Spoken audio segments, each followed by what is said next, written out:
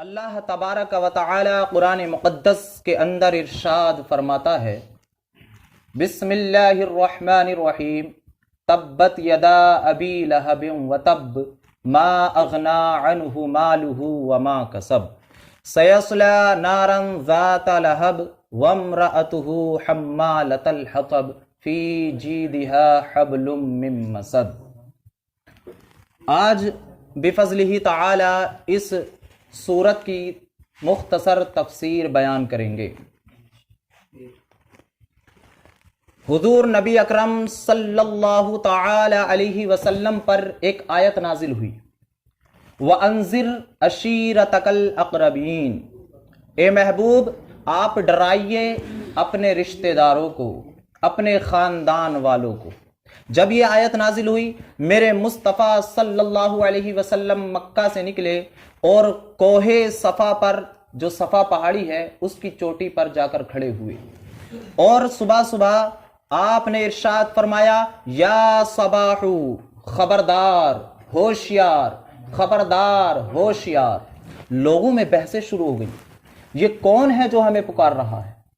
یہ کون ہے جو اتنی صبح آواز لگا رہا ہے؟ تو ہر کوئی اپنے گھروں سے نکلے، اور نکلنے کے بعد حضور صلی اللہ علیہ وسلم کے ارد گرد اکٹھے ہو گئے۔ میرے مصطفیٰ صلی اللہ تعالی علیہ وسلم نے ارشاد فرمایا کہ اے لوگوں، اگر میں یہ کہوں کہ اس پہاڑ کے پیچھے ایک لشکر ہے دشمن کا جو تمہیں مارنے کے لیے آ رہا ہے، تو کیا تم میری بات کو سچ مانو گے؟ تو لوگ ایک زبان ہو کر بولے کہ بے شک ہم آپ کی بات کو سچ مانیں گے، کیونکہ آج تک ہم نے آپ کو جھوٹ بولتے ہوئے نہیں دیکھا۔ پھر میرے مصطفیٰ نے ارشاد فرمایا، تو میری بات کو سچ مانو، میں تمہیں ڈراتا ہوں اس عذاب سے جو تم پر آنے والا ہے۔ اسی مجمع کے اندر ابو لہب بھی تھا، جو حضور کا چچا تھا، سگا چچا ابو لہب۔ جب حضور نے اتنا ارشاد فرمایا کہ میں تمہیں آنے والے عذاب سے ڈرانے والا ہوں، تو ابو لہب بولا کہ تمہارے لیے ہلاکت ہو، کیا تم نے ہمیں اسی کام کے لیے جمع کیا تھا؟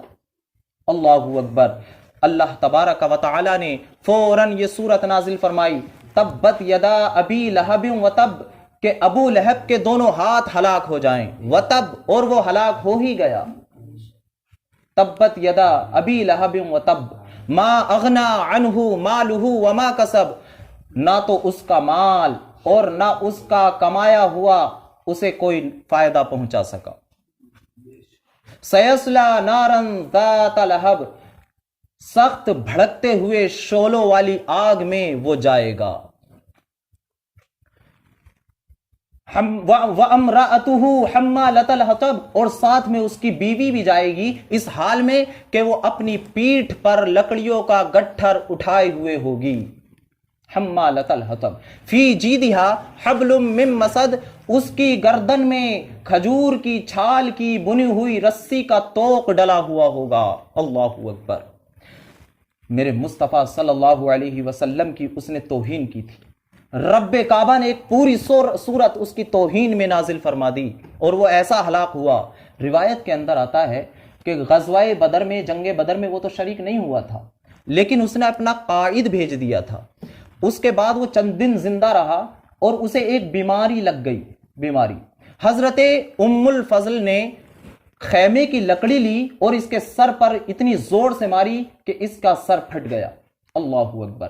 اس کے بعد اسے ایک بیماری لگ گئی، عدسہ، اس میں موٹے موٹے دانے پھوڑے سے نکل آتے ہیں، طاعون جیسی ایک بیماری ہوتی ہے یہ عدسہ، وہ بیماری اسے لگ گئی۔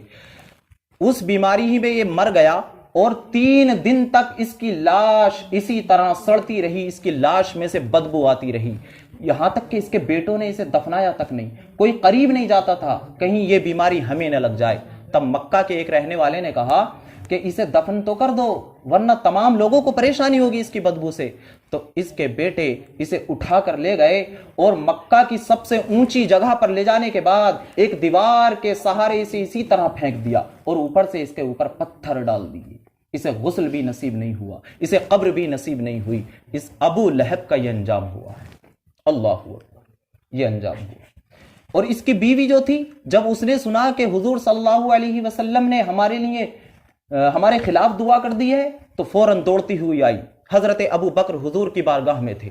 آنے کے بعد بولی کہاں ہیں حضور صلی اللہ علیہ وسلم؟ حضرت ابو بکر نے کہا یا رسول اللہ، عرض کی کہ آپ ایک طرف ہو جائیں، یہ بد زبان عورت ہے، کہیں آپ کو برا بھلا نہ کہے. حضور نے ارشاد فرمایا ابو بکر تم رہنے دو، اللہ تبارک و تعالی میری حفاظت فرما لے. وہ عورت آئی اور آنے کے بعد وہ برا بھلا کہنے لگی، لیکن اتفاق ایسا ہوا، رب کا کرنا ایسا ہوا کہ اسے حضور نظر نہ آئے. جب وہ عورت پیٹ پھیر کر چلی گئی تو حضرت ابو بکر نے عرض کی یا رسول اللہ کیا اس عورت نے آپ کو دیکھا نہیں؟ تو حضور نے ارشاد فرمایا دیکھتی کیسے، میرے اور اس کے درمیان ایک فرشتہ آڑ کیے ہوئے تھا، ایک فرشتہ آڑ کیے ہوئے تھا. اس کے بیٹے تھے ابو لہب کے، ایک کا نام تھا عتبہ، دوسرے کا عتیبہ. حضور کی 2 بیٹیاں ان کے نکاح میں تھیں، لیکن جب حضور صلی اللہ علیہ وسلم نے نبوت کا اعلان کیا تو ابو لہب نے اپنے بیٹوں سے کہا کہ میرا سر تمہارے سر پر حرام ہے، ورنہ ان کی بیٹیوں کو طلاق دے دو. اللہ اکبر، زبردستی طلاق دلوا دی. حضور صلی اللہ علیہ وسلم کی بارگاہ میں جس کا بیٹا عتیبہ آیا اور برا بھلا کہنے لگا اور کہا ہم تمہارے دین سے پھرتے ہیں، ہم تمہارے دین میں نہیں رہیں گے. تو حضور صلی اللہ علیہ وسلم پر اس نے وار کیا تھا جس سے حضور کی قمیض پھٹ گئی تھی. تو حضور نے اس کے خلاف دعا فرمائی، عرض کی اے مولا پاک پروردگار عالم اپنے کتوں میں سے اس پر ایک کتا مسلط کر دے. اللہ اکبر. یہی عتیبہ ایک دن ملک شام کا سفر کرنے کے لیے جاتا ہے، تجارت کا. اس کے باپ ابو لہب کو خوف تھا، وہ جانتا تھا ابو لہب کہ حضور جو دعا کرتے ہیں وہ کبھی رد نہیں ہوتی ہے. اس نے فوراً بہت سارے لوگ اس کی حفاظت کے لیے بھیج دیے کہ جاؤ حضور کی دعا رد نہیں جاتی ہے، اس کی حفاظت کے لیے چلے جاؤ. اب ملک شام کے راستے میں ایک جگہ رات ہو گئی، یہ سارے کے سارے سو گئے اور اسے بیچ میں سلا دیا عتیبہ کو، چاروں طرف اس کے محافظ سو گئے. اللہ کے حکم سے ایک شیر آیا اور کسی کو کچھ نہیں کہا، ڈائریکٹ اس کے پاس گیا پھلانگتا ہوا تمام لوگوں کو اور اس کی گردن کو پکڑ کر چبا دیا اور اس کو وہیں پر مار ڈالا شیر. اللہ کے کتوں میں سے ایک کتا. حضور کی دعا کبھی رد نہیں جاتی ہے. اللہ اکبر. لیکن آخر میں جو عتبہ تھا وہ ایمان لے آیا تھا. اس کی بیوی کا ایک روایت کے اندر آتا کیا حال ہوا، اس کی بیوی جو ہے جنگل سے بخیل بہت تھی، کنجوس. اس کی بیوی کانی تھی، کانی، اور یہ خود بھی بھینگا تھا، خود بھی بھینگا تھا. اس کی بیوی جنگل سے لکڑیاں لاتی تھی، کانٹوں دار درخت کی لکڑیاں، اور کانٹے توڑ کر حضور کے راستے میں بچھا دیا کرتی تھی. اللہ اکبر. اور لکڑیاں اپنے استعمال میں لاتی تھی.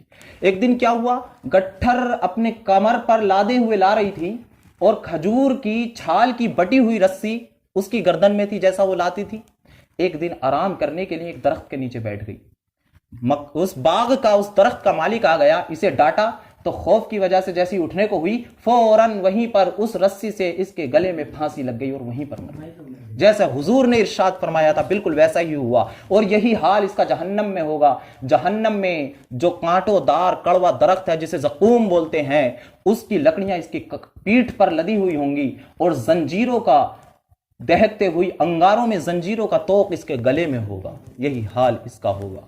اور یہ ابو لہب حضور کا حالانکہ حقیقی سگا چچا تھا، حضرت عبد المطلب کا بیٹا تھا، ابو طالب کا بھائی تھا، لیکن حضور سے بہت دشمنی رکھتا تھا. اس کی وجہ یہ تھی ایک دن حضرت ابو طالب اور یہ ابو لہب دونوں آپس میں لڑ رہے تھے. ابو لہب حضرت ابو طالب کو پچھاڑ کر ان کے سینے پر آ کر بیٹھ گیا.